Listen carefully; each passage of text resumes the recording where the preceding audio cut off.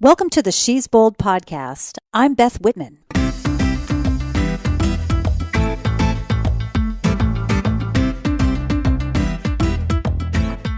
Hey folks, this is the first official episode of this podcast being called She's Bold. Just a bit of a change up from Be Bold. And if you're wondering about this change, you can go back to last week's short episode for a bit of info about that.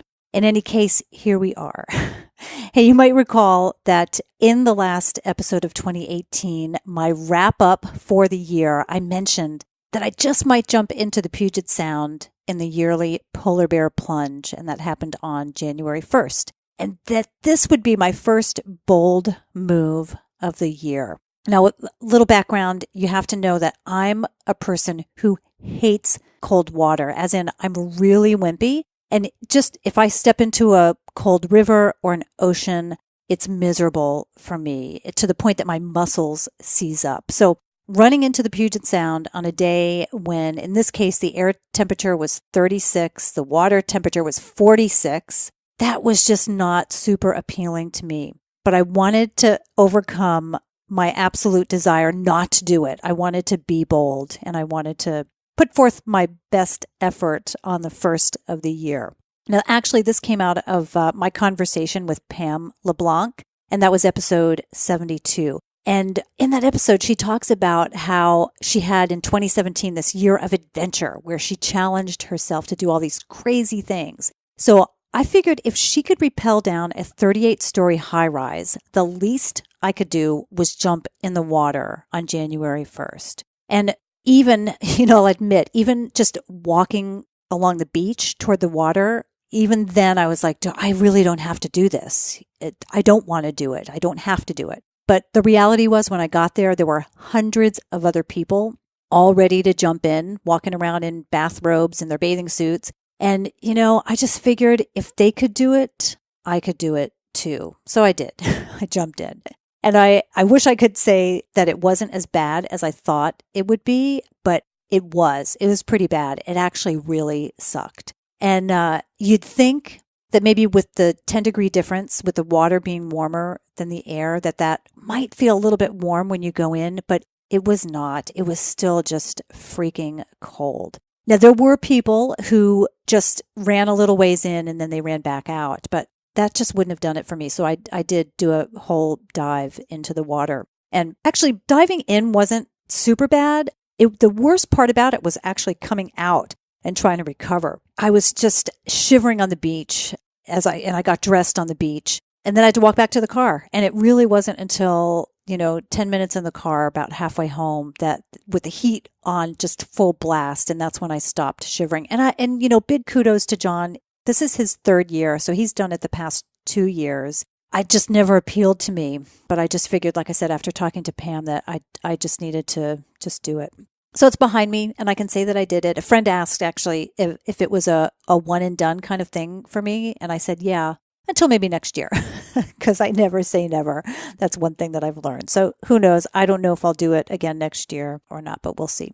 Anyway, I am in Seattle, and I'm actually around until I head off for India in mid-February. And what I'm doing on this trip is I'm starting out in Mumbai on the West Coast, and I'm going up to the state of Gujarat. And I'm going to be spending about a week there. I'm going to be researching for a future tour that will focus on tribes, textiles, and music of the region. And then after that research trip, I head to Chennai, and that's over on the East Coast. And I'm going to meet up with our South India group for a couple of weeks, and we'll be traveling, down through the South. That's a women-only tour, and I am so excited. It's been a few years since I've been to the South, so it's going to be great. In the meantime, while I am around, I'm actually recording podcasts here in Seattle. I was just down in Portland, and I'm headed to the Bay Area, and I've got to tell you, I've got some great episodes lined up for you in the coming months. I am so excited, like really, really cool guests, and I know you're going to love them.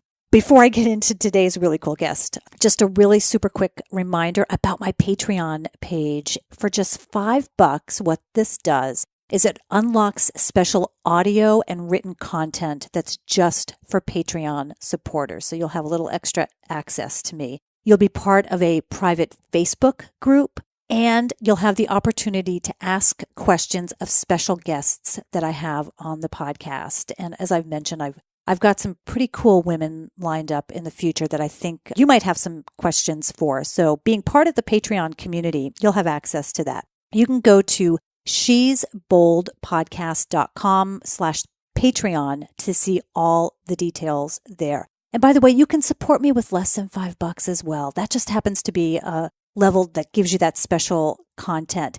And the bottom line is, if you find value in these conversations and you think that they are worth $1 or $2 or even 10, just know that it all adds up. And really what you're saying is that you enjoy the content, you're willing to pay the equivalent of, I don't know, like a cup of coffee to support me and my guests. And, there's good karma in the process. So anyway, on to today's guest.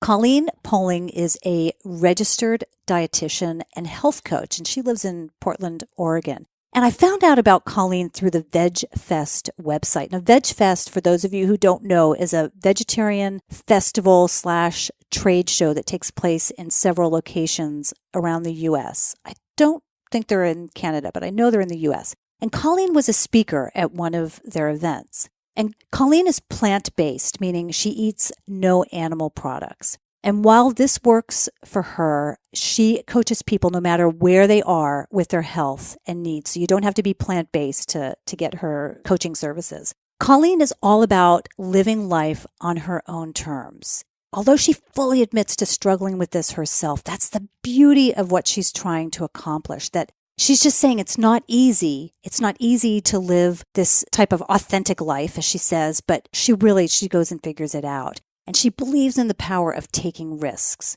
Otherwise, as she says, we'll just be stuck in place. I really, really enjoyed this conversation with Colleen. She lets herself be quite honest and vulnerable, and I have big, big respect for that. I know you're going to really enjoy this conversation with Colleen Poling. Hey, I actually found you on the Veg Fest website. Yes. as a speaker. Which one? I can't remember if it was maybe the Spokane one, because I was doing a little bit of research and I was looking for plant-based people who might be in the Seattle area. And so I think that I went on probably the Spokane one. Was it the Spokane one? Yes. That you spoke? So that's where I found you. And then when I discovered that you were in Portland, I was like, oh my God, I'm going to Portland. Yes, perfect timing. I know, it is really great timing. Let's just dive right into that, because you had said something on the phone, because I sent a note off to you just like a few days ago and said, hey, I'm going to be down in Portland. And when we talked on the phone, you said something like, oh, there's something about that timing. And I didn't ask you at that point, but what did you mean by that? What was going on for you? Yes. So the more and more I find that I'm living in truth and more authentic with who I am and living that way, the more synchronicities I'm finding that happen. So what happened was that night where you actually emailed me 2 hours before, I had posted a video on Instagram where I've been procrastinating for this whole year of posting a video, being vulnerable and putting my face to a camera and speaking my truth in my voice. Because growing up, and we can go into the details of like my history and how speaking up has been a challenge for me, I finally set the date and decided to take action on it and just do it messy and do it afraid, because that's what I encourage and empower my clients to do. So I did it and I posted, and then in the video I said, I'm expecting something crazy to happen after this, or some sort of synchronicity. After I post this, I'm expecting that to happen because it has happened so many times before when I face my fears. And then literally 2 hours later, after I posted that, you sent me that email. No kidding. And I was like, I had no idea. I had no idea. Yeah, you had no idea that I posted that video. And it was for me like a nudge saying, like, the universe is saying, yes, like, keep doing that. Like, chances are you didn't see the video. It was just some sort of synchronicity in the universe, like saying, keep doing that. And that felt great. Is crazy. Yeah. Can you talk about the video? Yes. So it was just like a short 4-minute clip of me kind of expressing that I was very vulnerable and saying, like, it's really hard for me to speak up and speak my truth because my nervous system seems to overreact when my voice is being heard by myself and when I'm sharing that with other people. So I kind of went into that a little bit and then just was encouraging and empowering other people to step into their truth and do the thing that they're afraid to do. Because that's part of my motto in life is just facing more fears and really tapping into that, because it's actually safer to take the risks than to stay in the stuck place. How is it safer? In the sense that you are living your purpose. And there's research showing that when you get out of the stuck place and you're doing the thing that you're supposed to do, you live longer. I think there's a recent study that came out that said people who are living in their purpose live up to 7 years longer. I hadn't heard that, but that makes a lot of sense. It does on a lot of levels. So in the video, you talked about the importance of stepping into your truth. Was there something specific that you were talking about in the video, or you were just saying, okay, now I've got to live my truth? Yeah. So stepping into my truth means being in alignment with who I know I'm supposed to be, and not letting outside sources like society, my parents, all those, culture influence that.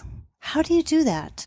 Through intuition. And what's the truth for you? The truth for me is that I've never really fallen in line, and I'm creative and have all these amazing ideas, and I need to express that through helping others. That's now my mission, is helping others express themselves and living out their truth. And for me, my biggest challenge has been speaking up. So it's just amazing that you contacted me for this podcast as another opportunity for me to speak up. Was there something specific that's on your mind in terms of speaking up for yourself? Nothing specific, just doing the thing, just talking about nutrition or spirituality or anything like that, just putting my face to a camera and having my voice being heard. It is really scary for me. So when you spoke at Veg Fest, was that terrifying for you? It was terrifying. Did you pitch yourself, or did they find you? I pitched myself. So you pitched yourself, and then you thought, oh shit. I'm like, oh great. What did I just do? Yeah, what did I just do? It was more, I had to talk myself into that the message I'm giving is more powerful than my own worries about this. This is just me reacting and being afraid. But what I have to say and what I have to offer and share is the message that people are going to be inspired by. I wrote a book about 10 years ago. It's called Wanderlust and Lipstick, The Essential Guide for Women Traveling Solo. And the pub date on the book was, I think, April 2007. And starting around December, like 4 months prior, I was freaking out because I knew that I was going to have to go do these book talks. And I imagined myself passing out, just from fear of it. But can you imagine? I mean, you may have gone through something similar, is that it's like there's a thing that you have to do. And when it's so far out in the future, it's not that you think kind of big deal, but you're like, you just put yourself out there and you know that you have to do that. And then as the time gets closer, you really start thinking like, oh my God, what did I get myself into? Absolutely. That was kind of the same thing Absolutely. for you. I certainly have the imposter syndrome, and I think a lot of people have that. And, I'm just me. And you can kind of get into that mindset of, I feel like an imposter and a fraud, and they're going to find out. So that makes it challenging. But to get over that and say like, actually, no, I have something to share, and people are going to benefit from it. Well, the thing too and I had heard this, and I can't remember who was talking about it, but I had heard this before my book was released, and that it was, the people in the audience aren't there to get you. Mm-hmm. They are there to be supportive of you. And because I kept thinking like, oh my gosh, they're going to ask questions and I don't know the answers to it. And they're going to, for whatever reason, I thought being in a bookstore, somebody was going to try to give me a hard time, and that's crazy talk. And the same thing, I'm sure, with Veg Fest. It's just a bunch of nice, vegetarian and, plant-based people there, not there to give you a hard time, but, if you can just remember that too, that people are there to learn from you, like you said. So yeah, that inner critic can come up pretty strong for most of us. That's what I'm finding as I work with clients, is the inner critic, and that judgmental mindset that we have is so hard to calm, including for myself. And that's been a challenge for me. And I think, the things that we learn ourselves, it's our medicine to the world. The things that are hard for us and we figure it out and we're even like one step ahead, then we can teach that to other people. And that's our kind of elixir. That's what I hope happens with the podcast, is that people hear stories like your story and they can identify with it. And you may not even be one step ahead of somebody, but you're verbalizing it. And just hearing someone else talk about a particular topic or a particular struggle just makes a connection for somebody else who's listening. And I think that's a real important thing. So how did you end up getting through VegFest or any of the speaking engagements that you've done? How have you kind of talked yourself through that? Through meditation and journaling, talking myself up. Is that what you mean? Yeah, exactly. Like what's your secret? Yeah, what gets me through? Yeah. Meditation is a big one, and calming the nervous system down, because I tend to be a very anxious person who overreacts to a lot of things coming from my environment. So learning to calm down my nervous system is a big one, and through meditation and journaling has been very helpful. What sort of meditation practice do you have? Just a really simple meditation practice, 10 minutes a day. But right before bed, I sit down and, I have a little altar space. I live in a 600 square foot apartment, so it's really small. And I'm like, where am I going to find a place to do this? And it's literally right by the front door. Like if someone would walk in, they would like hit me with the door. But it makes it like a safe space where I can go, and I turn my little salt lamp on and have some crystals there, get a little bit woo-woo. And I sit down, and sometimes I use an app like Insight Timer to do like kind of like a guided meditation, or sometimes I'll just try to sit there and review what happened for the day and just try to let things go, which is really hard to surrender to the things of the day. I know when we talked on the phone, you mentioned the polyvagal. I'll have you describe that in just a little bit, but I know that there's a lot of talk these days about the vagus nerve and the importance of it. And it's probably through breathing and meditation that you can calm down. Could you explain what the vagus nerve is and kind of the importance? Absolutely. So the polyvagal theory basically says that there are 3 states that we can be in. And the first one is the fight or flight state, where you want to run away or fight. The next one is freeze, where you're basically frozen. This is the worst place to be in, because if you're in danger and you freeze, then you're going to die. Legit danger. And then there's the last one, which is a connected, grounded place. And for the most part, humans, we're actually in the first 2. We're in the fight or flight or freeze. So the goal is trying to get ourselves back to that grounded place. And we can do that through the breath. So going back to what you were saying, your question about the vagus nerve, it's a beautiful nerve that starts at the brainstem and wraps down through the neck, and then goes around the heart and the lungs all the way down to our digestive system. So it's branching all the way through. And the thing is with the vagus nerve is it actually takes cues from the environment and then brings that up to the brain. So if there's a stressor happening, then, your heart rate might go up, you might start sweating, you might breathe a little bit more shallow.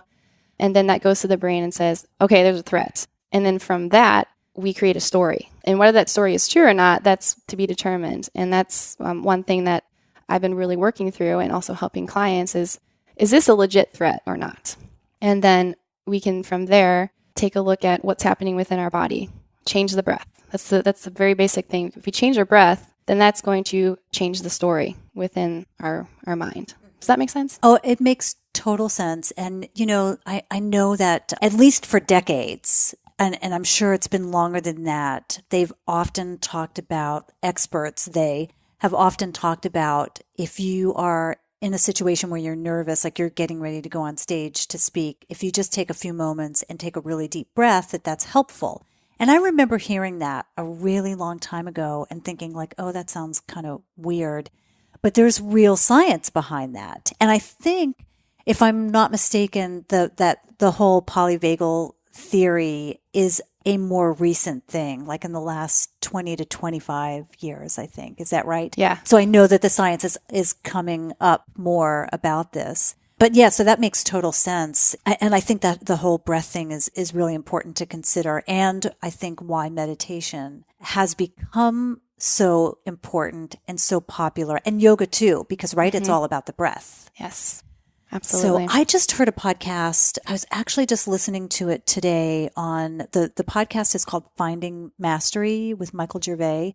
The guest he had on, the guy's name was Brian. I can't remember his last name, but he's got several books out, and they're all about breathing and about increasing your performance through the breath. So like endurance performance and making sure that you're breathing properly. This podcast often is about the sports world and like endurance athletes and stuff. So anyway, just a little plug there, just going back to that and kind of that coincidence of like it all comes down to the breath. It's so simple, but it's one of those things. It's like hydration. Like everybody knows we need to be drinking water, but somehow we never seem to get enough. Right. And breathing, it's so simple, but not easy. And simplicity doesn't necessarily mean it's going to be easy to follow through with and do. Right. So you got yourself through the Veg Fest. And then, so before we go on too much more, I want to go back a little bit. You're a registered dietitian. Yes. So by training. Yes. And your focus is more plant-based,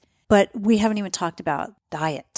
Yeah. We haven't talked about nutrition. What I find so interesting about you is that it seems to me that you are bringing in something completely different into this world. So when you talk about working with clients, you're not saying, well, Beth, when I see a client, we take a look at what that person is eating on a daily basis. You're talking about something completely different here. But does that all come back around to also diet? Absolutely. So how is that? How is the spirituality of it and the psychology of it? How in your world, and I'm talking about Colleen's world, because I don't think it's most registered dietitians' world. Right. How in your world, how is that all interconnected? Yes. Okay. So my mission and my purpose in life is to help bring people back to themselves and through emotional fitness and helping them rewrite the story. So what I mean by that is the answer lies within us.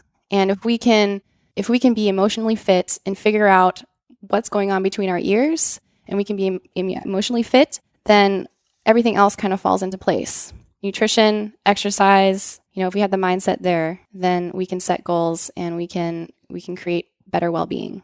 So how did you come to that though, from being a registered dietitian? It's been a long journey since, I became a registered dietitian in 2011.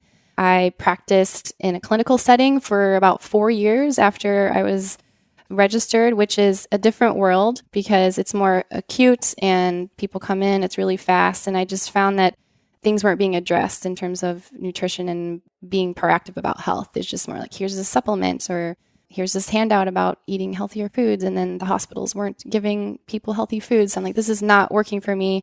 I want to figure out a way where I can be more proactive and help people. Where was that, where you were working? I worked in Colorado. I was in Grand Junction for a while. And then I was in San Diego area doing the clinical work. Well, those are two areas that I would think would be a little bit more progressive though. Yeah. No? They were compared to, I suppose, other places, but Ohio.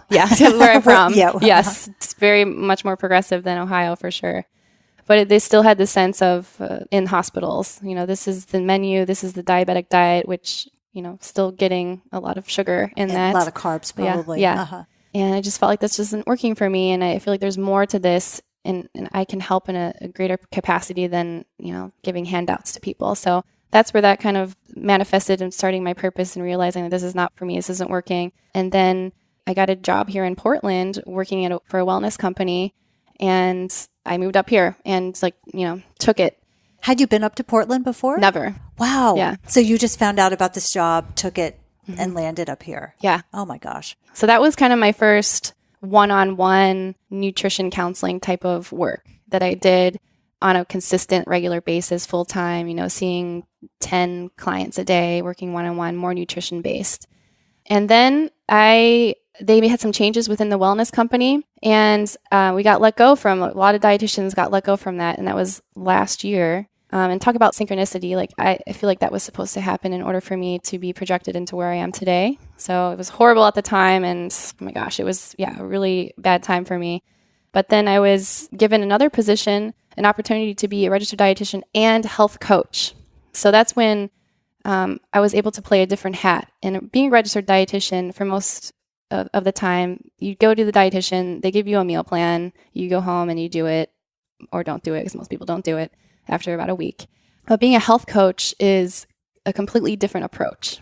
You meet people where they're at, you let them decide what they should be doing, need to be doing, because most people know what they need to be doing. It's just a matter of the psychology of getting things done and taking action. So this past year has been just a huge learning experience and really helping me hone in on my mission, how I can relate to that in terms of my upbringing and in terms of traumatic, we can talk about different types of trauma. I think everybody has trauma, and depending on, there can be different severities, but to the brain, trauma is trauma. And that trauma can help you live into your purpose. So then it just felt like it all kind of tied together with this new health coaching position, and then really helping guide people into a place where they know they already want to go and helping them get there.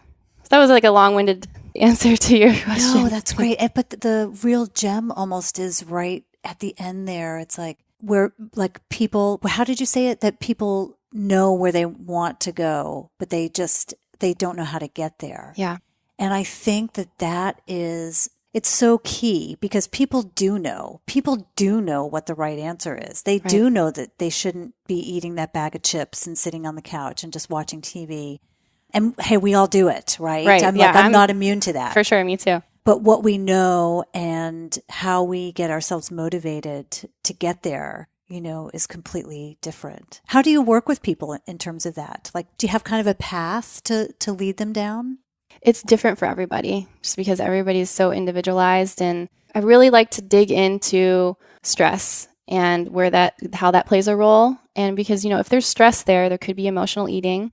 And then a lot of people aren't aware of that connection between emotional eating and stress, and then feeling into that plays a big role in what I do and how I help guide people. And then just that mindset, the inner critic that comes up, and that reactivity, and helping to not attack the inner critic, but work with it and say, thank you. Like, you've helped me in the past for many different reasons, but now I'm going to put you aside, and, now it's my time to live the way I want to live, and be really kind. And I know kindness comes up a lot in our sessions with my clients. And being kind to yourself. Yes. Is that right? Absolutely. Mm-hmm. So talking about trauma and kind of the way that it manifests itself, is that from personal experience? Yes. So what, can you talk about that for yourself? Okay. Yes. So growing up, I was a really creative, empathetic, sensitive little girl. And I felt like I had a lot to express. And I have a really great relationship with my siblings, my brother and sister now, but I felt bullied by them growing up. So I had kind of had that where I never really felt like I fit into my family. What's the age range? Are they older? I have an older brother who's 2 years older and a twin sister. And somehow they would just gang up on me and just even with your height. Yes. How tall are you? Yes, I'm 6 feet. Yes. Okay. Yeah, they would. And that's another thing that would come up, and in terms of not feeling like I fit in, because I've always been the tallest girl in the class, and that not feeling like I fit in. And then emotions weren't in terms of emotions, they weren't necessarily allowed to be expressed growing up. It was kind of one of those things where don't express those emotions, especially anger. So that felt like it was repressed. Was it like the kind of the nice Midwestern girl kind of yes, thing? Like the good girl. You be a good girl. You keep your mouth shut. And then in terms of emotional needs, we all have needs. And then especially as children, emotional needs need to be met. And if they're not met, then that can cause a lot of trauma emotionally, and then lead to attachment disorders or, attachment theory. I'm not sure if you're familiar with that. No, I mean, I can kind of guess what it is, but. So depending on your upbringing and, traumatic events or different types of bonding experiences with your parents or lack thereof, you can either be a secure person, an anxious person, or an avoidant person. And I found myself mostly in the anxious part because I didn't have emotional needs that were being met. So that was basically kind of in a nutshell how I felt was traumatic for me. What's an avoidant person? So an avoidant person will not address emotion at all. They'll suppress it. They'll pretend like everything is fine. And especially in relationships, you might even find an anxious person with an avoidant person, and they tend to track to each other. And that's what they call the anxious avoidant trap, because they just both feed on each other. The anxious person's give me a connection. And then the avoidant person's it's too much, and they avoid, and then they just kind of validate each other's fears. And then that's a very toxic relationship. So that can, depending on your upbringing, that can really shape your attachment style. And for me, because of the emotional needs that weren't being met specifically, I became more anxious. And in my opinion, I think that my sister, and told me now that she thinks she's more avoidant and my brother is more avoidant. But as we get older and we learn more about ourselves, I'm finding I'm becoming more of a secure person because I'm able to see where the threat is and say, okay, I'm overestimating that threat. I'm just giving a talk at Veg Fest. I'm going to help people. I can calm my nervous system down and then become more of a secure person in relationships and with my overall purpose in life. Was the insecurity mainly from your siblings? Were your parents supportive? Everyone was really supportive, but with my father, he wasn't so emotionally there. Which I think is typical. Yeah. Right. Especially, how old are you? I am 32. Okay. So I'm 53, but so I think there would be another generation, our parents would be of a different generation, but I still think that there's that same thing where the fathers weren't very active. Right. With their kids and detached emotionally, certainly to a certain degree. And your mom?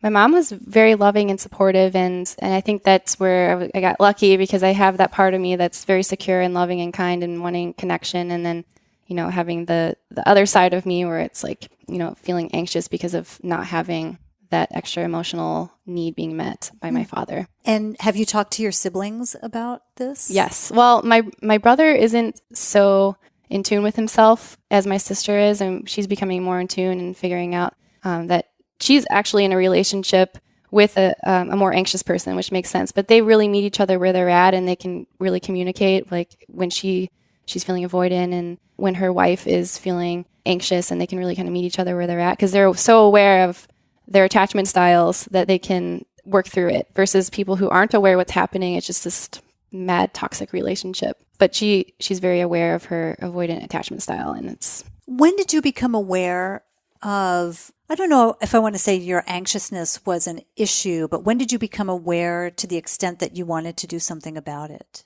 I think when I was living in Colorado, and I think it was 2013, I moved out, kind of how I moved out here to Portland. I moved out from Ohio to Colorado. Like, I'm like, this is what I'm doing. And, me, I'm very adventurous. And like, I'm just going to go for it. And like, and where was your sister? She was in Ohio at the time still, okay. I think. Yeah. And where is she now? She's in Flagstaff. Okay. Because, oftentimes, the twins will do one twin will do what the other one is doing. But you guys didn't stick together like that. We didn't. Yeah, we kind of just did our own thing. We've been super independent women. I don't know. We're fraternal twins. I don't know if that makes a difference. But so I moved out to Colorado, and I was kind of like my first experience of being on my own and like living in my own place. And I had a long distance partner from Ohio, and he was there and I was in Colorado, and we were doing the long distance things, but I really had time to like figure some stuff out and realize that, oh, okay, something's missing here. Why am I feeling so anxious all the time? Like what's going on? And then I just started asking questions, and then I decided, okay, now it's time to see a counselor about this. So how anxious? Because I think most people feel anxious. Right. Yeah, most people feel anxious. Yeah. So how anxious were you? And do you feel like it was, like on a scale of 1 to 10, was it a 10 while everyone else is feeling kind of mid-range 6, 7, 8? Or do you think that you were more sensitive to it and you had more of a desire to do something about it? I think I realized how sensitive a person I am. I fit in kind of the category, there's different personality categories, but for me, like I'm a highly sensitive person. And I've been more in tune with that. Like, gosh, I'm just reacting to the littlest things. Like, this isn't healthy to my well-being because I feel like I'm a leaf kind of fluttering in the wind and like not rooted into the root of the tree. I just felt like every wind that would go by would just like knock me down. I see. Get caught up in that. And it's hard to live like that. It's hard to live like that. Yeah. And somehow I had some sort of inspiration where I decided to reach out for help. And I think that's an important piece of the puzzle for a lot of people is we're just afraid to reach out for help, and we feel like we have to do it all on our own. And that's not the case because there's so many people out there. There's so many opportunities for connection and love and support. But for me, that was a hard thing to do, but I decided to do it because I got to a point where it's just like, I can't function. Well, I think part of it too now is because I think, well, there might be someone who says, I don't have access to that kind of help. But there's so much information in forums and online and Facebook groups and even podcasts where people are talking about this kind of thing where you can get that at least camaraderie or that kind of connection. Absolutely. When it comes to it. Yeah. And I think I realized that most of my life, even up until this past year, I've had this story where what it feels like to me is like I have been living in an empty room all by myself. And that's a really sad place to be, feeling like you're in a room that's empty and there's no opportunity for connection. And kind of a real transformation happened for me when I realized, actually, there's so many opportunities for connection and love. And the way I got there was by listening to my intuition and changing the story, rewriting the stories. And, now I realize, oh my gosh, there's so much connection out there and love and support. And I don't have to live in a barren, empty room anymore. So when was it that you felt like you were in this empty room? All my life up until this past year. Really? All your life? Mm-hmm. That blows me away, given that, again, that you're a twin.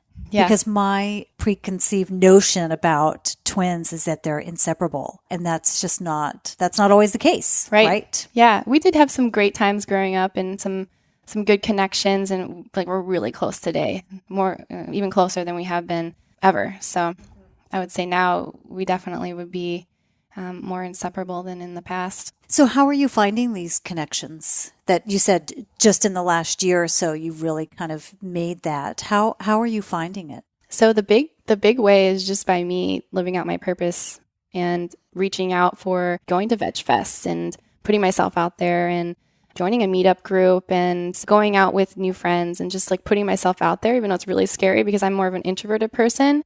So it's hard to put myself out there, but there's just so many opportunities for it, especially here where I live in Portland and keep Portland weird. There's so many cool things to do and there's plays and shows and I'm really into yoga. So lots of opportunities for connection in yoga as well. So what would you say to someone, and maybe you even have clients who are like this, someone who is, I don't know what the term would be, but like a severe introvert, somebody who just does not want to go out, but who wants to make some kind of first steps. How do you do that? I would say something as easy as searching online, just like meetup.com, maybe going for it and, taking action on something that sparks their interest. If they're into plant-based nutrition, there's lots of plant-based nutrition options out there or whatever they're interested in. Looking up something online or even something, I like what you said about the Facebook group to even just join a group where you can find a community online first. And find that support group online. Yep. So just taking the first steps to get out there. Yeah. And the first step is even recognizing that that's something that you need. I think a lot of people aren't aware that how lonely they are and that they actually need connection. No, in terms of, because I brought this up before, just how unique I thought it was that a registered dietitian has kind of gone down this path.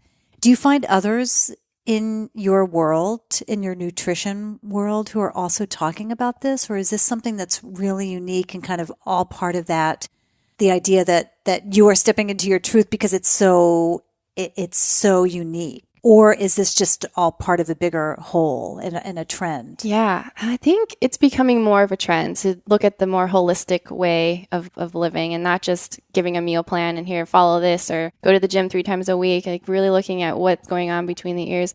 I mean, it's hard to say because I'm not really sure how unique I am. I think I haven't really done any like research on my competitors so much. Mm-hmm. So do you think there's other people in Portland doing similar things? Probably. Yeah, I would imagine there is. I hope. Yeah. Oh, yeah, of course. Yeah. I just, like I said, I just thought it was so unique that's the part that really stuck out for me.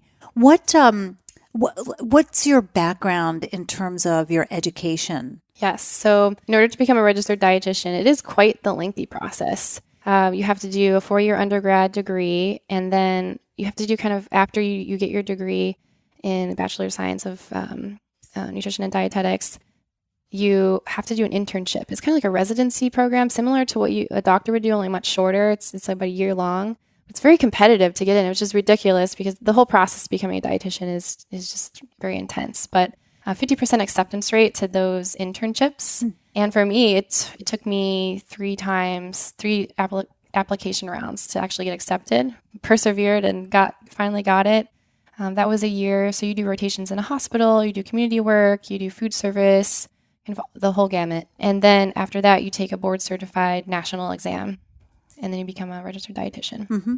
And then in terms of the work that you're doing now, though, is there any certification or is there any special way that you're educating yourself or reading up on these kinds of things that like, because maybe I'm wrong, but I wouldn't think that a dietitian could tell me what the polyvagal theory was. Yeah. Is that, where are you learning that kind of thing? Yeah. Okay. So two parts of that. So I do have a health coaching certification through Well Coaches, and that's a program that really emphasizes like guiding the clients and pulling out what they really know needs to be done. But then also to maintain my registered dietitian license, is there's continuing education that needs to be done throughout the year. So I think there's like 25 hours per year, but I do way more than that. And for me, just the curiosity that I have for psychology, because I just think it's so prominent in behavior change and making choices and getting things done and taking action. And for my, own personal growth, that's what I've had gone through to figure out. Just a lot of research on my own and then applying that to helping other people. Where are you researching? Books, podcasts. Podcasts are big. What do you listen to? Which podcast? Mm-hmm. One of my favorite ones is the Aubrey Marcus podcast. Aubrey Marcus? Aubrey Marcus. Oh, no Yes. kidding. Yeah? Huh. Have you heard of him? Yeah. I've heard him probably like on the Joe Rogan show. Yeah, he's probably been on there. What do you like about him? I don't even know what his podcast is about. I've only heard him on other people's podcasts. Gotcha. But what do you like about him? He's like the epitome of following your path and doing the thing, and lots of alternative ways of being inspired, through psychedelics is a big thing. I actually went to a retreat in November. It was the Aubrey Marcus weekend. And what did we do? Where was that? It was in Santa Monica, California. And the most amazing part of the weekend was we did this ecstatic dance at the end to kind of wrap things up. Are you familiar with what ecstatic dance is? No. Okay, so we basically got into a room. There was probably 200 of us in a big conference room. And Aubrey was in the back. The music started off kind of slow. It was like a tribal type music, and then it would build up. So with the ecstatic dance, you basically close your eyes and you dance like a wild whatever comes up. You express yourself. And I think that might be going back to like why I like him so much, is he just encourages people to express themselves fully, because when we're not feeling expressed, we're depressed. So with the ecstatic dance, especially, it's just like, just be who you are, just dance free, be however you want to dance, just be you. And that in itself is very meditative and freeing. Like for me, I remember as I was dancing, I just remember like picturing myself like ripping off the layer, like here's ripping off the layer of what society wants me to be, ripping off the layer of like what my dad wants me to be, just ripping off all these masks and like clothes that I have. And then after I'm like, okay, not literally, but figuratively. Yeah, sure. At the end, I was just like, this is just me. And here I am. And like everyone else here wants that too, and we're all human and we all have the same emotions. So it was just pretty cool. So was psychedelics involved in that? No. Okay. Not in that. Yeah, we were completely sober. Have you been to Burning Man? Have not. Okay, I haven't been to Burning Man myself, but that's what it reminds me of. And then have you been to a Daybreaker? Do you know about those? No, tell me about that. Oh, okay. So Radha Agrawal, she was on the podcast. I have to go back and check which episode that was, but she was on a podcast last year. She founded this Daybreaker, and there's got to be a Portland one, I'm sure. But around the world, it's this thing where a bunch of people get together, and starting maybe like at 6:00 in the morning, you do a yoga, and then you do this dance. And again, it's like what you were talking about. It's hundreds of people in a room just going crazy. You can wear a costume, you can come as you are, and you just sweat it out. And it's like you go on a Wednesday morning and then you go to work, go home and shower or whatever. And then you go to work, and that's the way you start your day. And it sounds very similar to that. I haven't been to one yet. I haven't been in town, in Seattle that's to be beautiful. around for it. But yeah, it sounds very similar to that. Beautiful. Just really freeing. So. Yeah. And I think the big part of that is that we just spend so much time in our heads. We don't drop into our bodies. And what the ecstatic dance or yoga or any type of movement, you just do it in your apartment, just close the blinds, turn off the lights, put the music on, and just dance and drop into your body. And I think that when we do that, that can really help free us from our minds. Yeah, that's what my car is for. I always say I want a car that's actually a stereo with the car built around it, because I get in the car and I put on music and I'm just singing at the top of my lungs because I love it. Yeah, it's wonderful. So you've brought up a couple of times something that I've really kind of latched on to, and you've used the term societal pressures. And I want to talk about that for a second, because I think it's something that we are all so prone to, and we don't even realize it. And I've been thinking about this quite a bit lately. One of the things that happens is I go travel and I'll be gone, for whatever, weeks or a month. And then I come back and I go into a grocery store and I walk down the aisle of a Safeway or a QFC, and one of the aisles, a complete aisle of potato chips. And I keep bringing up potato chips because I actually really like potato chips. But you go down one aisle, you look down, and it's like, it's all soda, and then it's all chips and really bad stuff. And when you see that volume, it makes it acceptable. It makes it okay. And in that weird, very subtle way, that's a societal pressure. And it's really hard to break that. And for all that you and I can talk about how important it is to live your truth, and I'm not taking anything away from that, but as much as we can talk about that and say that people need to take responsibility for things, sometimes it's really hard because even if you want to just sit down and have a lot of control over what you're consuming, let's just say in terms of a television show, there's still like big pharma is in between your episodes, yes. And this stuff is just being shoved down our throats, and it's really unhealthy stuff. What the news input, the food input, the things that we're being told are all just so bad for us. Help me. Like, how do you filter that without completely shutting it down? Because that's what I have to do. I have to turn the news off, make sure that when I turn on my phone, the first thing I do is not look at Google News or look at some kind of news feed, and just make sure that when I go into a grocery store that I'm either doing the perimeter thing, right, they say, because that's where all the more healthy food is, around the perimeter, or I'm just going into a little co-op that has healthier food options. But it's hard to break that. So hard. And you kind of answered your own question there about what to do in terms of, but it's so hard. It's everywhere. It's infiltrated, and then you become a weirdo. That's what I feel like. That sure. that then you just become weird because Beth has all these habits, and she's traveling with her protein powder and her superfoods and all this stuff. But yeah, and that's the hardest part, where you kind of have to just decide that this is how I'm going to live, and even though it's weird, I'm going to own it and maybe inspire people that I meet along the way. But for the average person, you're right, who's not at that level yet, it's really hard because you see it everywhere. And you kind of alluded to it, but environment is so important. How you set your environment up, like having your phone set a certain way so you're not looking at the news, or going around the perimeter of the grocery store. There has to be some intention there, some education too. And there's a lack of education within our country. And then a lack of access as well to food in certain areas, those food deserts. So it's a big challenge, and it has to, ideally would come from the government and helping us that way, but it doesn't. So we kind of have to have these grassroots efforts, and people like you and me who have podcasts and inspire and hopefully encourage people to be weird.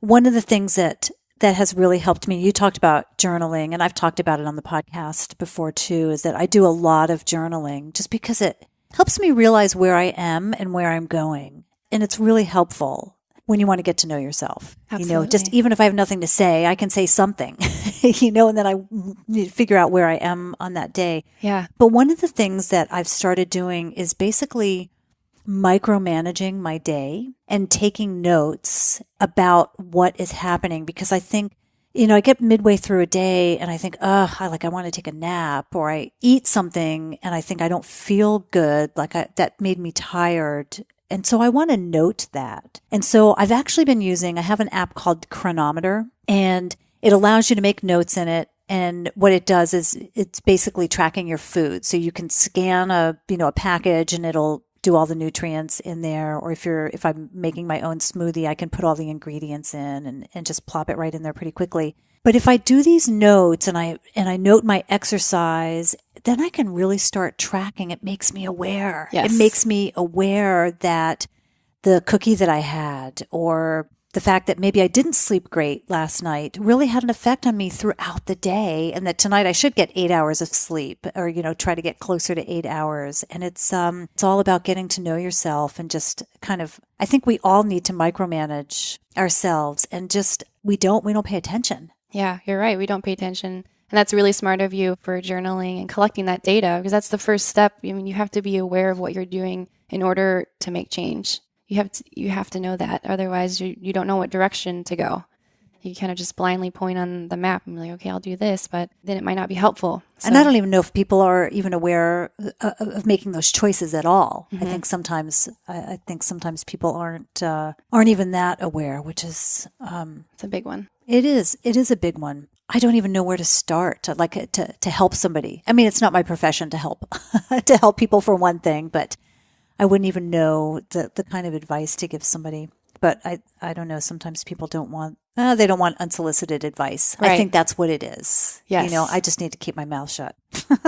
Yeah. You can turn off this podcast if you don't want to hear it anymore. But right, you have choices in terms of that. How did you get involved in the plant-based world?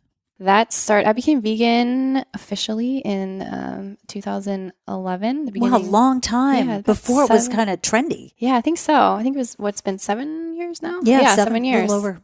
So I kind of just started having this weird aversion to meat, and I'm like, this doesn't taste good to me anymore. Was this in Colorado? This was it when I was still in Ohio. Oh, before in I moved. Ohio, right? Yes. Probably big meat eater place too. Oh yeah, I grew up in a family where meat was always on the table, and that was just part of it. And then I just started having this aversion. I'm like, oh, this is interesting. And then I decided to watch a couple documentaries, because by then I had graduated from college and I had my nutrition degree, and I was applying for internships at that point. And I had the knowledge of biochemistry and anatomy and advanced nutrition. Ironically, though, we weren't taught anything about plant-based nutrition in my studies growing up. We had one alternative functional type medicine class.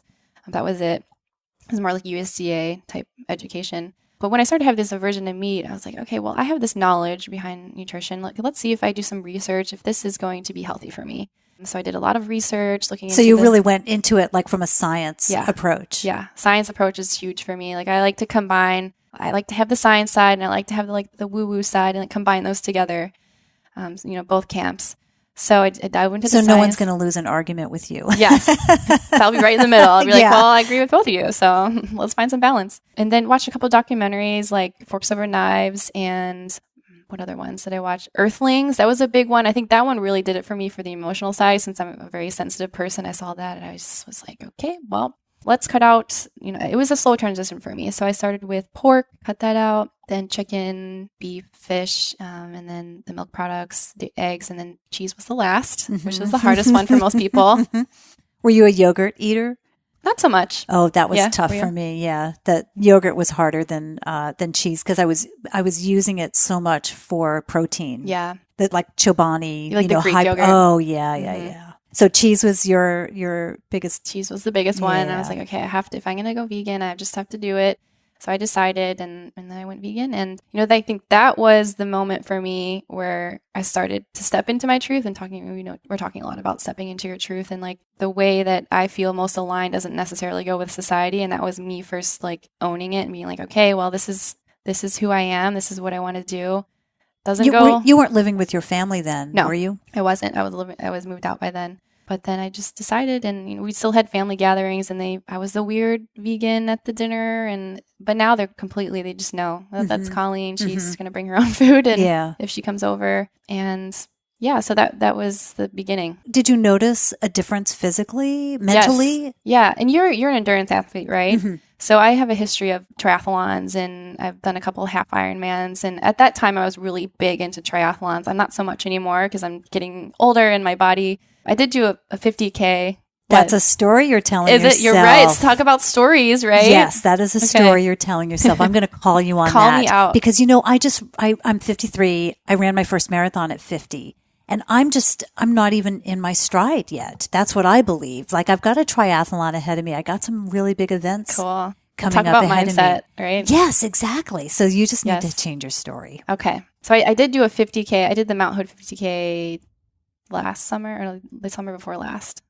And that was like my last Is ultra. that a lot of elevation on that? There was quite a bit. Yeah, it was like a 7,000 feet gain and loss total. Gosh. Okay. Yeah, it was quite a bit. So that was kind of like my last endurance race. But going back to 2011-ish, I was big into like a little bit shorter distance triathlons. And I think I did 2013, I did the Boulder Half Ironman. But your question was, how did I feel in terms of physical? And my performance with recovery especially had like shortened. Like I would do a really hard run or a swim or something. And I was like, one day later, I'm like, oh, I feel great. Mm-hmm. This is weird. Mm-hmm. I know. I don't have a lot to compare it with because my more serious running and going plant-based happened right around the same time. So I can't say for sure, but I can only say like when I compare myself to other people who are running marathons, like I ran 18 miles on Sunday, and then I was just out and about. I can't remember. We did something. John and I were out doing something, and I just thought, I just ran 18 miles this morning, and it's not even a blip. I don't even think about it. Wow. And I can do a marathon too, and it's kind of the same thing. It's like, okay, let's go out to dinner. It's not a big deal. And I think a lot of that, and when I look at other people who are recovering and who are still in bed the next day, then I have to think that there's something about that. I would agree. Just the anti-inflammatory part of it, right? Huge anti-inflammatory. Did you notice, I know sometimes when people drastically change their diet, and I don't mean too paleo, because I don't think you're going to feel this, but like a paleo diet, but did you like literally feel lighter and just more clarity in your head? Yeah, it's been a couple years, about 7 years since then, but I remember, I actually went back and like read some of the blogs that I wrote back then, like as I was transitioning and making the changes. And yeah, I remember feeling really energetic and really present, all with where I was versus like feeling a little bit of fog. And I just remember, especially with the training and the recovery and feeling good during the workouts and feeling like I had energy throughout as well. What's your typical your typical day of meals right now? Okay, so right now in the morning, I start off with a smoothie. It's kind of like my go-to. So in my smoothie, do you want to know what I put in it? Yeah, please. Okay. So what I put in there. So I put in some protein powder, like 30 grams of protein powder, vegan protein. Usually it's like a combination of like hemp protein, pea protein, brown rice protein, like, to get all the... Do different containers of it, or is it you're buying one? What is it that you're buying? There's one. It's called Balanced Greens. Okay. And they actually make it in Eugene. It's really, really good stuff. So I put that in there, and then some sort of nut milk. I usually like to put like a higher fat nut milk in there because that gives me a little bit more sustained energy. So coconut milk, higher fat nut milk there. Then I'll put in some creatine just for some muscle, because I'm doing strength training and making sure I'm getting enough creatine. What kind of creatine? Like a creatine monohydrate, and it's through a company called Thorne. So it's just like a synthetic, like a really legit company, Thorne Research. And then what else? I'll usually throw in some bok choy. So bok choy is very bioavailable in calcium, and it's one of the important ones. Most people are like, where do you get your calcium? Where do you get your protein? All those, those basic ones. So the bok choy is very bioavailable in that. And it's kind of like spinach where you can't really taste it. It's just there and you're getting the nutrients. So it's a good one to add into smoothies. And then I'll put in some nuts. So today I put some walnuts in, spirulina. I put a couple superfoods in there. I don't know if you're familiar with Four Sigmatic. Yeah. Mm-hmm. So they're like a medicinal mushroom company. So I'll throw in like the chaga mushroom. Yeah. Mm-hmm. Yeah. There's a blend like a 10 mushroom blend. I'll put in there too. Does that come in a powder? I just thought they made the tea, but they must make something else. Yeah, they make the like individual teas, and then they also make like a smaller packet of like the actual like 10 mushroom blend powder you can buy and like put a little teaspoon in. Okay. So put that in there. Ashwagandha. Yeah. That's a good one. Why do you use ashwagandha? Ashwagandha, it's for like mental clarity, relaxation, and like anti-anxiety, hormones, like hormonal support. Mm-hmm. So that there. And what else did I put in? Oh, and then recently I've been putting fenugreek in as well. It's an Indian type of spice. Right. That is very beneficial. And it's just like a little licorice. Yeah, a little licorice. Yeah. And interesting, like it will make your sweat smell like maple syrup. Really? Yeah. Oh. So if you want to smell like maple syrup, put some fenugreek in. Okay, so then, I think I hit, and then some berries. Is that sorry for all the questions here. Is that not in a powder form? Yeah. But it's a powdered form. I get it in powdered form. Fenugreek. Okay. Throw that in there. And then some berries, whether it be acai berry or just like some mixed organic berries. And then that's my smoothie. Wow. That sounds good. Superfoods. I'm a big fan of superfoods, with the backed up science behind it, of course. I am too. I'm really fortunate with my travels that I go to South America and I go to India and I pick up like bags of stuff that would cost a fortune here. And I bring it back. So awesome. So we were just in South America and I picked up, what did we get down there? We got camu camu. That's a good one. And some vitamin C. Maca powder. So we get both the red maca for me and the black maca for John. And then, let's see, in India, triphala and amla powder. And do you know triphala? I haven't heard of those last two. Oh, yeah, triphala. Amla is actually, it's a berry that, and I think it's a gooseberry. It's actually has a common English name, but amla is one of the fruits that is in triphala. And triphala is just this amazing thing that they use in Ayurvedic. I have some, and I just drink it as a little tincture. It tastes terrible, but I drink it at night, like in a hot cup of triphala, and it's just really good for your system. It's really great for your digestive system, but also hormonal stuff too. So the amla and the triphala. But then I've also got in my pantry the ashwagandha and the acai powder and spirulina and green superfoods. I've got probably in my smoothie, I've got like 15 things. Love it. that goes in there.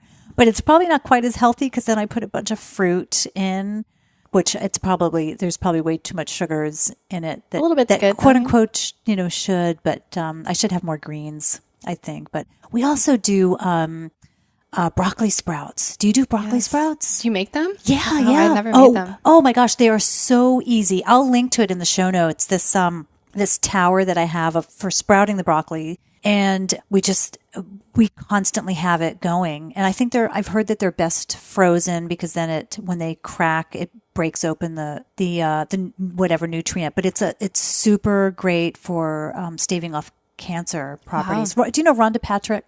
Yes. So she talks a lot about it, and I can't remember because I haven't read anything from her in the recent months. But there's a property in the broccoli sprouts that is like anti-cancer super food thing. So as soon as we heard that, we got this broccoli sprouter, and we just constantly we've got 2 of them actually. We've always got them going. So that's great. Yeah, it's pretty cool. I'm going to check that out. Yeah, you have to. Cool. Yeah, it is really neat. So sorry, I hijacked the smoothie recipe.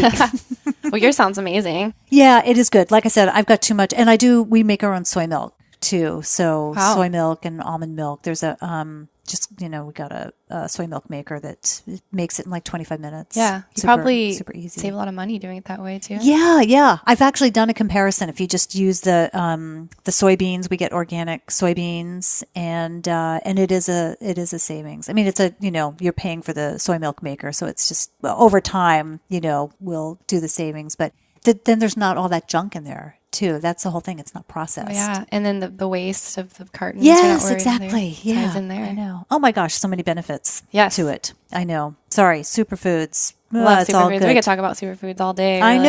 I know. Gosh, there's just so much out there. I was going through the airport. I go to Papua New Guinea once a year, and I was going through the airport last year and last August, and they were selling this big bag of this nut that they just discovered, or I'm sure the indigenous people there, had known about it, but I can't remember. What is it? Does it start with an M? No, I thought it was baruka or something like that. It's like a baruka. Is it a nut or is it? Yeah, it's a nut. It is. It's not baobab, is it? No, it's not a baobab. Okay. No. I think I've got it actually in my cart, in my Amazon cart, just as a reminder. But they wanted like $65 or something for this thing, and I didn't know anything about it at all. But I was like, wow, look at this! They're even in the remotest of places in Papua New Guinea. They're jumping on the superfood bandwagon. So. Yeah, and then the aronia berry. Are you familiar with that one? I've heard the name. Is that from Brazil? Like, is that from South America? I think it's like it's more Amazonian type from the fruit, rainforest. Yeah. I believe I could be wrong about that. But I know that it is like one of the highest antioxidant, capacity fruits out there in terms of berries, even higher than acai. Yeah. Aronia. Aronia. I ordered them. You can get them off Amazon in a frozen bag. It will like ship to you. Berries? Like the actual berry nut. Talk about food or talk about waste in terms of like shipments and stuff. But it'll ship it to you and it will be frozen and you can add it in your smoothies. I actually made muffins out of them. Instead of using blueberries, I used the Aronia berries. Yeah. They're delicious. They're a little bit more tart than blueberries, but so many antioxidants in there. Wow. It's like through the roof. What else do you recommend? What else do I recommend in terms of superfoods? Yeah. Well, you mentioned like the bok choy. Like I didn't realize that bok choy was so high. And you said calcium. Yes. For bok choy? Yes. Yeah, very absorbable. What other secrets do you have? Oh, I would highly recommend, if we want to talk about recommendations, for vegans, if you're plant-based, or if you're not, I mean, the omega-3s in the form of DHA is really important. Have you heard about this? I do know that. So it's my understanding that like a DHA EPA is best, like a mix. Is that right? Like together. Yes. Mm-hmm. So there's the plant-based form of the omega-3 fatty acids comes in the form of ALA, and our bodies have to convert the ALA over to the DHA and EPA. But the problem is we only convert about 5% or less of it.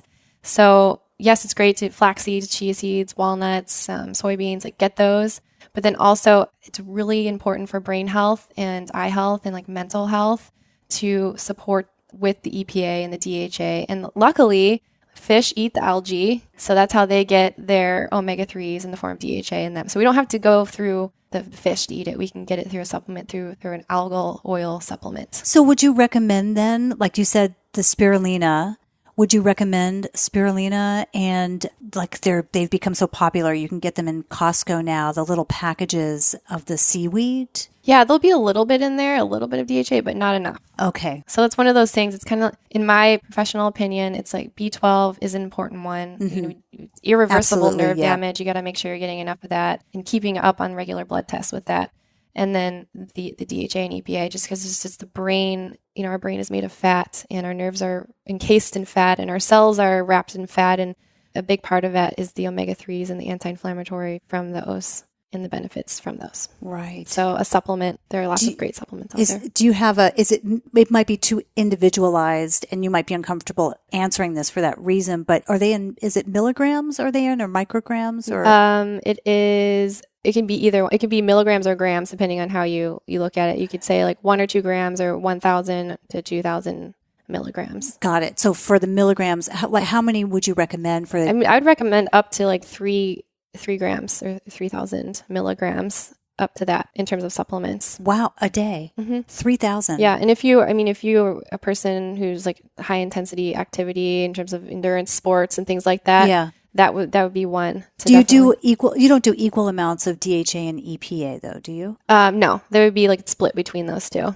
Okay, so are you saying 1,500 each? Yeah, approximately, or it could be a little bit less of the EPA, but usually on the back of the bottle you'll see. It's hard to get that much in the vegan form. Yeah, that's what I thought. You have to take a lot. So even if you're just taking it seems like mine's like 300. Yeah, it's really low. Yeah. So even if you just take a little bit, that's still going to be beneficial. Okay, I'm going to have to pay you after this. Yes, I'll charge you. Getting free counseling here. No, it's great. And hopefully somebody's getting some information here too about it because all this stuff is so fascinating to me.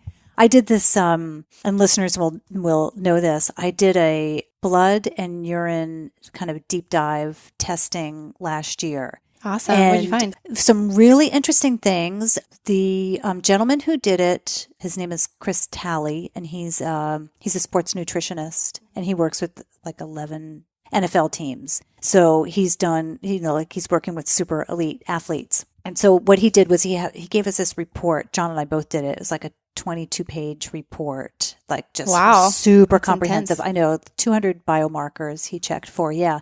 And so the big thing was like my B12 was good. The big thing for me was that I have to get this retested, but I have like no testosterone, or I had no testosterone. Mm-hmm. And he said, you must get up in the morning and feel really like groggy, and like you don't have a lot of energy. And I'm like, no, I get up out of bed and I'm like, boing, like ready to go. And so I've been doing some things to up my my protein level on that. So just being really, really super aware of lots of tempeh and tofu and soybeans and that sort of thing to get that up and running. That was the big thing for me. The other thing that's been concerning is that John and I both had high aluminum. Interesting. We had high aluminum. Where do you think that's coming from? We actually don't know. No. I don't think it's supplements.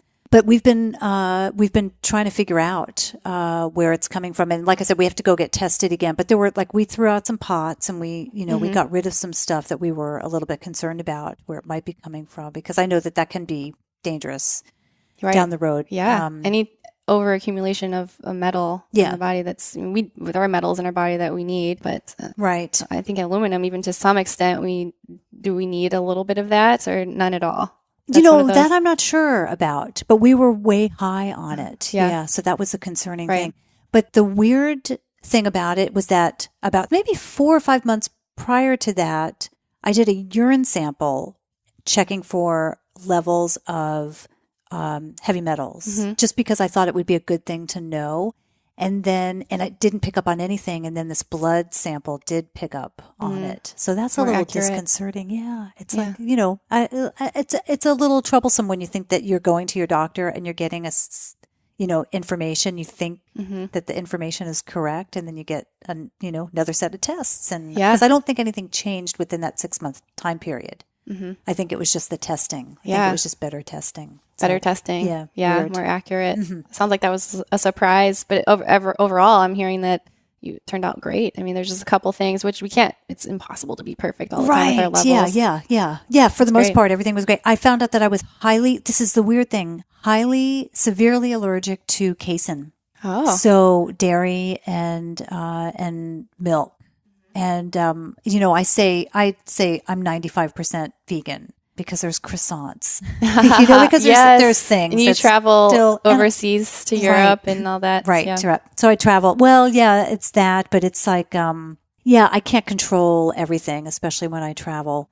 But yeah, so it was interesting that my body naturally was going towards this vegan plant-based diet, and then to find out that I'm so, severely allergic to it. So it just makes me just more dedicated to it. Yeah. And talk about intuition. Yeah, exactly. Yeah. So anything else you want to cover that we haven't talked about? I know we kind of bounced around quite a bit. This is, we're recording this right in the beginning of January, kind of mid-January. And it's a great time for people to just kind of think about the new year. And I know a lot of people are doing New Year's resolutions.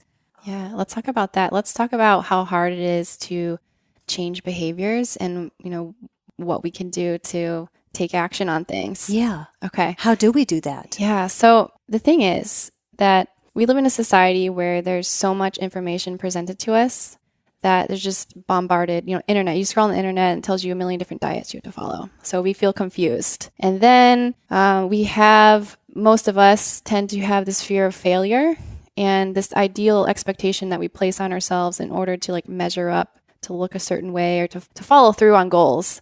We put an expectation on ourselves, and then we put that expectation on ourselves, and then we end up not doing it at all. We procrastinate because of the fear of failure. So what I would say to that is just do it messy, do it afraid, because those two things are not mutually exclusive. You have to do something. You have to be afraid. You have to do it messy, and be courageous at the same time, and just take action on even just a small step. I think a lot of times we think we have to revamp our whole diets or go vegan, immediately go vegan. Just start adding in some bok choy to your smoothie, something like that. Meatless Mondays. That's a big trend. Meatless Mondays. That's a great one. And know that you can experiment and have, in terms of emotional fitness, looking at things with curiosity and just experiment. Versus this is how it has to be indefinitely for the rest of my life. I have to exercise 3 times a week. That feels overwhelming. So in order to make changes, we have to be curious and have an experimental mindset. Let's just see how I like bok choy in my smoothie. And if I don't like it, okay, I don't like smoothies at all. That's fine. Let's have oatmeal, and not setting ourselves up for this high expectation of being perfect, because nature is not perfect. There's no straight lines in nature. Let's just do it messy and just show up the best that we can. So that would be my New Year's resolution tip is just to just take action. Yeah, Something good. small. Yeah. The small steps for sure. That'll get you going. I like to end these conversations by asking, what does it mean to you to be bold? To step into to fear, to follow fear, to know that when I follow fear, that means growth. And when I follow fear, that will inspire others, and then turn that's bold. What are you fearful of right now? I'm a little bit fearful of, what the future will bring in a way, but I feel in a really good place where I can handle it. I would still probably go back to showing up in the capacity of a video with my platforms. I'm still a little bit hesitant. I started on Sunday with it, and I have to keep facing that fear because I just have this innate nervous system reaction to doing that, as I was saying before. So there's a lot of fear that comes up with speaking up and people not necessarily agreeing with what I have to say or not liking me. And I think I have to just face it anyway. And that's scary still. Is it specifically video? Yes. Video. Even this podcast, I was scared tonight to come and to speak my voice, but there's just something about me being on video and having my voice being spoken. There's just like that combination, because when you see someone on video, you can see their mannerisms, you can see their face, you can decide if you like that person or not in a way. So that's scary to be judged. Do you feel like it's a fear that you need to overcome? Yes. Why? Because I have a belief, a story that speaking up is, and being seen and being heard is not okay. And it is okay. So by me facing that and doing the thing I'm afraid to do, that will overwrite the story. You don't feel like, I'm projecting here and I'll tell you why in a minute, but you don't feel like it's a societal pressure that you have to do video because that's what everyone else is doing? Like with the Facebook Live and the Instagram Live and the stories. I don't even know what they're all called, but I think that's it. Do you feel pressure that you have to partake in that? There's part of the pressure because it's like it is expected, like, okay, to kind of show up in that capacity. But I think in order for people to trust me, they have to hear my voice and see me and like, oh, I can relate to her, or I like her, or I don't like her. I want to work with her or not. I can post pictures on Instagram of me doing yoga. I can write poems. I can post healthy pictures. I can write a blog. But I think in order to the next step in my business, I need to show up in that capacity so people can relate to me and trust me. And I think that's really hard because being vulnerable and saying like, I don't have all the answers, but here I am, and maybe you can relate to me, and this is hard for me. I do have a lot to share at the same time. I think that would be, the biggest thing right now for me to overcome. But that's an interesting point, the pressures of society of putting, especially with the social media and all that, it's like you kind of have to do stories in order to be seen on that platform. So there is that. But I would say this might be a gift for me because maybe there is that pressure, but this is something I know that would benefit me if I faced. Yeah. Well, I have a similar fear because I don't want to be on video. Like I had the fear about speaking in public, like public speaking. And now if I go to an event and there's not 200 people in the audience, I'm like, where is everybody? Like I want a big audience. I've spoken at the New York Times travel show and these big adventure travel events, and I love it. Like it is such a thrill for me. It's one of my favorite things because I'm out there helping people, and I know that I'm inspiring them, and I can just get behind the message. Yes. So it's a great thing for me. But the video thing, to have like a camera on me, judging me, like you said, it's like that is such a fearful place for me. And when I see those stories or the Facebook Live go by, it never even crosses my mind that I want to be part of that because that's not me at all. The podcasting, and I mentioned to you before we started recording that I have a background in radio. Many years ago, I worked in radio when I went to college. I thought I was going to be a DJ. So that was my thing. Cool. So it's a really comfortable place for me. But that's like when you talk about being in your truth, it's like, this is where I'm comfortable. I am comfortable with the equipment. And even if I don't know how to use it, I'm comfortable enough. The story that I tell myself is that I'll figure out how to do it because this is my thing. This is my gig. But anyway, that's why I kind of asked you about that with that line of questioning about whether that's just a societal pressure, because I see it, but I'm so not into that I just let it go by. But there's got to be a part of you that wants to do it. Right. You know, otherwise you would be more like me. Right. Like I'm adamant. Nah, I'm not. I don't have any interest. Yeah, you feel good with where you're at, and it doesn't, even though it is fearful for you to do that, it doesn't feel necessarily in alignment with what your purpose is right now. Yeah. So there's got to be a part of it for you that you are, just like what we go to bring it back to the very beginning of the conversation about the Veg Fest, is like you knew you needed to do it and you put yourself out there enough to want to do it, you know, to want to put yourself out there. But then you're like, okay, now I got to figure this out. And now you're doing it with the video, and that's great. Right. Yeah. And maybe you'll get into it, you know, for a short amount of time and go, whoa, okay, wait, this isn't me. Where's the podcast equipment? Yes, where's the podcast equipment? Yeah, I like that. You're right. And I think the difference would be that this is something intuitively I know I need to face. And I think there's a sense when you know that, like, okay, this is something I need to do, or something that doesn't interest me because it's just not in alignment with what I want. So yeah, for me, it's something innately I know that light needs to be shine on that. And yeah, I think a big part of what I do is helping people be vulnerable. So it's important that I do the same. That's a good note to end it on, unless you want to add something else in there. I think that is all. And just, be kind. You know, the opposite of stress is kindness. What did you say? What was the opposite of stress is kindness. The opposite of stress is kindness. That's a good focus, isn't it? Mm-hmm. Just to think about being kind. Yeah, being kind to yourself and to others, and staying in alignment with who you are, and being kind with yourself in that it might not be what everyone else thinks you should be doing, but do it anyway.